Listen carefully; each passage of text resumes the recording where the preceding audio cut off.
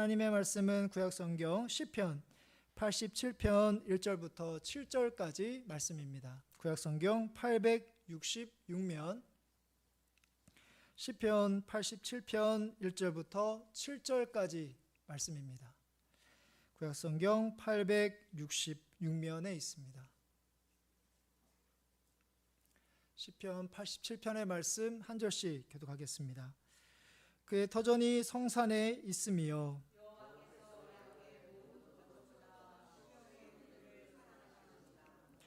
하나님의 성이여 너를 가리켜 영광스럽다 말하는도다.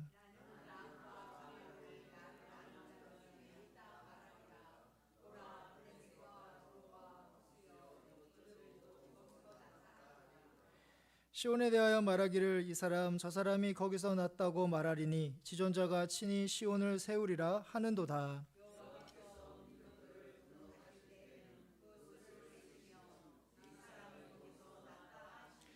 함께 읽겠습니다. 노래하는 자와 뛰어노는 자들이 말하기를 나의 모든 근원이 내게 있다 하리로다. 아멘. 우리가 읽은 오늘 말씀에서 시인은 하나님을 예배하는 예루살렘이 영광스럽다라고 노래하고 있습니다. 우리가 읽은 3절의 말씀에서 하나님의 성이여 너를 가리켜 영광스럽다 말하는도다. 오늘 시편 87편을 쓴 시인을 가리켜서 고라 자손이라고 시편 87편 맨 위에 적혀 있습니다.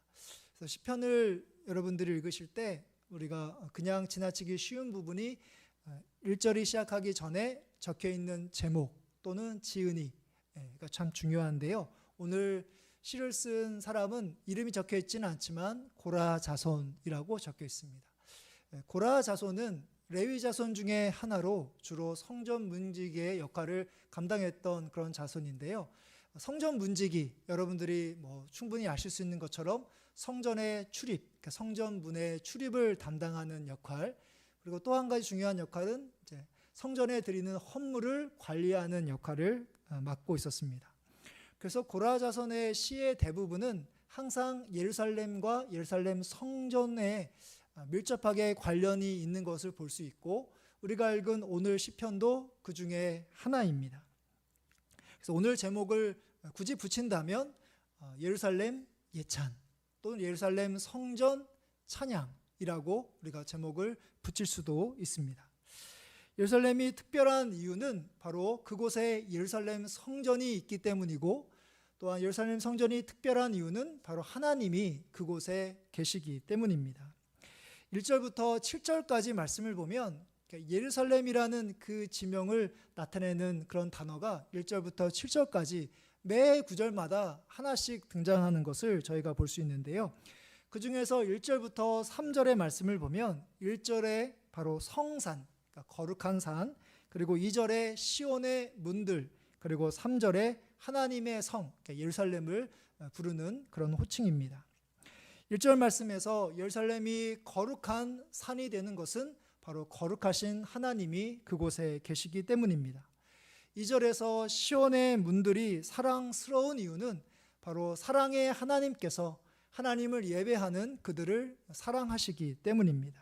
그리고 3절에서 예루살렘이 영광스러운 이유는 바로 영광스러운 하나님께서 그곳을 자신의 소유로 삼으시고 그리고 그곳에 임재하시기 때문입니다. 이렇게 예루살렘이 거룩하고 사랑스럽고 영광스러운 것은 예루살렘이라는 그 장소, 그 지명에 달려있는 것이 아니라 바로 하나님 때문입니다. 거룩 그리고 사랑 그리고 영광의 하나님께서 그분을 예배하고 그리고 경배하는 예루살렘 성전에 항상 함께 하시는 것이죠. 하나님은 이렇게 우리가 그분을 예배하기 위해서 이 모인 이 예배당을 바로 거룩하고 그리고 사랑스럽고 영광스럽게 여기십니다. 지난 7월 주일 예배 가운데 수원에 사는 두 젊은 그 부부가 우리 교회에 같이 함께 예배에 참석하고 또 주일 점심도 한 적이 있었는데요. 같이 함께 식사를 하는 가운데 그분들이 펜션에 이제 놀러 왔다가 휴가차 왔다가 이제 예배를 드리게 됐다라고 이야기하면서 우리가 주일 예배 드리기 전에 전날에 토요일 날 이곳에 이제 와서 이제 저를 잠깐만 인사했는데 멀리서 그분들이 이제 예배당에 들어와서 이제 기도를 드렸다고 합니다. 기도를 드리는데 정말 하나님의 그런 거룩한 그런 느낌, 신령한 그런 은혜를 경험했다, 그런 이야기를 점심을 먹으면서 이야기를 나누었습니다. 이 같은 경험을 들을 때 우리가 생각하는 것은 그들의 신앙이 참 좋아서 그러나 보다. 그리고 그들은 이곳에 자주 온 것이 아니라 낯선 곳이라서 그러나 보다. 그리고 왼쪽과 오른쪽 창문에 있는 그 성화의 스테인글라스처럼 참 이러한 것이 갖춰져 있어서 그들이 그렇게 느꼈나 보다라고 우리가 생각할 수 있을 텐데요. 그런데 우리가 우리의 힘으로 결코 그분들의 그러한 느낌, 신령한 그런 느낌을 우리가 인위적으로는 결코 만들 수 없고, 바로 하나님께서 이곳에 계시기 때문에 그들이 기도하는 가운데 그런 거룩한 그런 은혜를 경험할 수 있게 된 줄 저희가 믿습니다. 그렇다면 이제 우리에게도 이제 과제가 하나가 있는데요. 바로 우리도 그분들처럼 하나님을 예배하기 위해서 이곳에 모였을 때 바로 신령한 은혜를 우리가 느끼고 경험하는 것입니다. 여러분들이 기도하고 예배를 드릴 때 그분들처럼 이곳에 하나님이 함께 하시는구나 라는 것을 친밀하게 느끼고 계신다면 계속해서 느낄 수 있도록 거룩함을 잘 유지하시고, 그런데 요즘 들어서 나는 그렇지 않는 것 같다, 하나님을 예배하고 있지만 몸만 이곳에 있는 것 같고 정말 성령님의 함께 하심을 제가 잘 느끼지 못하는 것 같다 라고 생각하시는 분들이 있다면 다시 예전처럼 뜨거웠던, 또 하나님의 은혜를 간구했던 그 모습을 회복할 수 있도록 하나님께 기도하실 수 있기를 바랍니다. 그래서 거룩하시고 사랑이 많으시며 영광스러운 그 하나님이 이곳에 여러분들과 함께 하심을 느끼며 하나님을 예배하고 기도하고 신앙생활 하시는 신실한 믿음의 성도님들 되시기를 간절히 바랍니다. 이어서 오늘 말씀에서 시인은 모든 민족이 예루살렘에서 났다고 노래하고 있습니다. 6절의 말씀에서 여호와께서 민족들을 등록하실 때에는 그 수를 세시며 이 사람이 거기서 났다 하시리로다. 4절의 말씀을 보면 이스라엘 외에 이방 나라 여러 나라 이름이 등장하는 것을 볼 수 있는데요. 라합은 애굽을 가리키고 바벨론, 블레셋, 두로, 그리고 구스는 에티오피아를 가리킵니다. 이스라엘 주변의 이방 나라이면서 우리가 잘 아는 것처럼 계속해서 이스라엘을 공격하고 또 힘들게 했던 그런 나라가 대부분입니다. 근데 오늘 시인은 그 나라를 가리켜서 그들은 하나님을 믿지 않는, 경외하지 않는 나라이다, 이스라엘을 공격하는 나라이다 라고 이야기하지 않고요. 바로 모두 예루살렘 출신이라고 그렇게 이야기를 하고 있습니다. 바로 거기서 났다, 그러니까 거기라는 것은 예루살렘을 가리키거든요. 예루살렘에서 났다 하리로다 라는 표현이 4절부터 6절에 보면 4절에도 나오고 5절에도 나오고 6절에도 나오는 것을 우리가 볼 수 있습니다. 그 가운데 4절의 말씀을 제가 쉬운 성경으로 한번 읽어드리면요, 하나님께서 말씀하십니다. 내가 이집트와 바빌로니아 이름을 기록해 놓았다. 왜냐하면 그들은 나를 인정하는 자들이기 때문이다.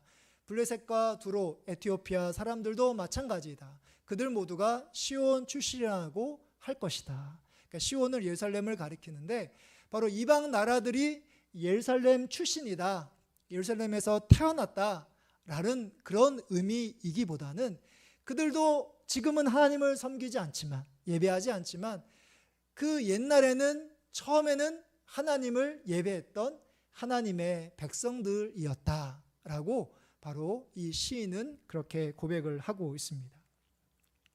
하나님은 이들의 이름을 기록하실 만큼 이들을 기억하고 계시고 이스라엘 백성들뿐만 아니라 이방 나라들까지 바로 하나님을 예배하고 경배하는 것이 바로 하나님의 말씀, 하나님의 뜻이라는 것이죠.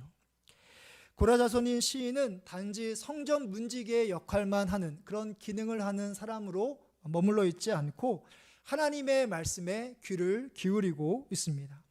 그러니까 이스라엘 백성들뿐만 아니라 이방 나라들까지도 하나님을 예배하는 것이 하나님의 뜻인 것을 알았던 것처럼 우리가 예배하는 이유도 하나님의 말씀, 우리를 향하신 하나님의 뜻을 알고 순종하는 것이 참 중요합니다. 그래서 내가 많고 많은 사람들 가운데 내가 하나님을 믿고 예배하고 나만 복을 받으면 됐다 라고 생각하는 분은 없으시겠지만, 그렇게 생각해서는 안 되고, 우리를 통해서, 나를 통해서 아직까지도 하나님을 믿지 않는 저 수많은 사람들이 주님께 인도하는 것을 항상 예배를 드리는 순간 가운데서도 여러분들 마음에 잘 간직해야 한다는 것이죠. 왜냐하면 그들도 하나님에게 속한 하나님의 백성으로 그분을 예배하기를 하나님께서 간절히 원하시고 계시기 때문입니다. 우리가 드리는 예배와 기도회를 통해서 우리를 향한 하나님의 음성을 날마다 들으시고, 하나님을 알지 못하는 이들도 주께 나와 거룩하시며 또 사랑이 많으시며 영광스러운 그 하나님을 예배하는 데 있어서 여러분들이 귀하게 쓰임 받기를 간절히 원합니다. 마지막으로 하나님은 우리의 근원 되심을 기뻐하며 노래하기를 간절히 원하고 계십니다. 7절의 말씀을 보시면 노래하는 자와 뛰어노는 자들이 말하기를 나의 모든 근원이 내게 있다 하리로다. 시인은 7절에서 나의 모든 근원이라는 표현을 쓰고 있습니다.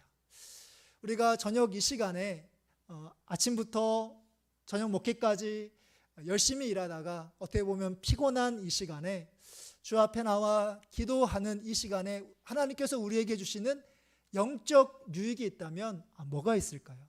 우리가 이 시간에 가정에서 쉴 수도 있고 또 텔레비전을 볼 수도 있고 나름의 개인의 시간을 보낼 수도 있지만, 하나님께서 우리로 기도의 시간에 나오게 하시는 영적 유익이 있다면 그것은 바로 우리가 하나님의 백성이라는 것을, 그러니까 내가 어떤 존재인지 하나님의 사람이라는 것을 바로 하나님께서 깨닫게 해주시는 것이 하나님께서 내게 주시는, 우리에게 주시는 그런 유익이라고 저는 그렇게 믿습니다. 바로 오늘 시인의 고백처럼 우리의 모든 근원이 하나님께 있다, 하나님께 달려있다라는 것을 깨닫게 해주시는 은혜가 우리에게 있습니다. 그러니까 나의 정체성이 세상에 내던져진 그런 존재가 아니라, 우연히 어떻게 하다 보니까 태어난 존재가 아니라 하나님께서 우리를 세상에 태어나게 하시는 하나님의 자녀, 하나님의 백성이라는 것을 깨닫게 해주십니다. 또 내가 가지고 있는 소유와 나의 가족과 나의 일터와 내가 누리는 모든 복이 내가 열심히 수고했더니, 내가 노력했더니 내가 쟁취하고 얻은 것이 아니라 바로 하나님께서 내게 주신 것임을 우리가 예배를 통해서 깨닫게 된다는 것이죠. 이러한 우리가 하나님의 백성이고 우리가 누리는 모든 복이 하나님께서 주신 것임을 노래하는 그런 찬송가 가운데 여러분들이 너무나 좋아하고 사랑하는 그런 찬송가 28장 복의 근원 강림하사라는 찬양이 있습니다. 1절에 보면 복의 근원 강림하사, 그 다음에 찬송하게 하소서라고 이야기하고 있고요. 2절을 보면 주의 크신 도움받아 이때까지 왔으니, 그 다음 3절에 보면 주의 귀한 은혜 받고 일생 빚진 자되네. 1절에 보면 복의 근원 강림하사, 그러니까 우리에게 복을 주시는 분이 바로 하나님이시고 우리가 하나님을 찬양하고 예배할 때 이 자리에 함께 하신다라고 그렇게 노래하고 있습니다. 우리가 일상 삶을 살아가는 가운데서도 바로 하나님이 우리의 삶의 모든 근원이 되신다라는 것을 우리가 깨달을 수 있지만, 우리의 눈과 우리의 귀는 여전히 연약하여 세상의 소리에 우리가 휩쓸리기 쉽고 바로 하나님으로부터 모든 것이 온다는 것을 우리가 놓칠 수가 있습니다. 우리의 시선을 하나님께 두기 위해서는 바로 여러분들처럼 이렇게 시간을 떼어 정해진 장소에, 그리고 믿음의 성도들과 함께 이곳에서 예배하고 기도하는 것이 우리의 믿음의 가운데 너무나 귀하고 중요하다는 사실이죠. 그럴 때 바로 하나님이 우리의 모든 근원이 되신다는 것을 하나님께서 우리에게 깨닫는 은혜를 베풀어 주실 줄 믿습니다. 말씀을 마무리하려고 합니다. 우리가 예배하는 이곳을 거룩하고 사랑스럽고 영광스럽게 그렇게 느끼시는 가운데 그 하나님을 날마다 예배하시는 여러분들 되시기를 바랍니다. 여전히 믿지 않는 수많은 이들이 하나님을 예배하는 것에 있어서 여러분들이 귀하게 쓰임받기를 간절히 원합니다. 그리고 하나님을 예배하고 찬양하는 이 시간을 통해서 우리의 모든 것이, 내가 가지고 있는 모든 근원이 하나님께 있다는 것을 그렇게 고백하시고 하나님을 향한 여러분들의 믿음과 찬양이 더 깊어져서 하나님만 섬기고 하나님의 말씀에 순종함으로 여러분들에게 예비하신 놀라운 신령한 복을 마음껏 누리시는 신실한 믿음의 성도님들 되시기를 주님의 이름으로 축복합니다.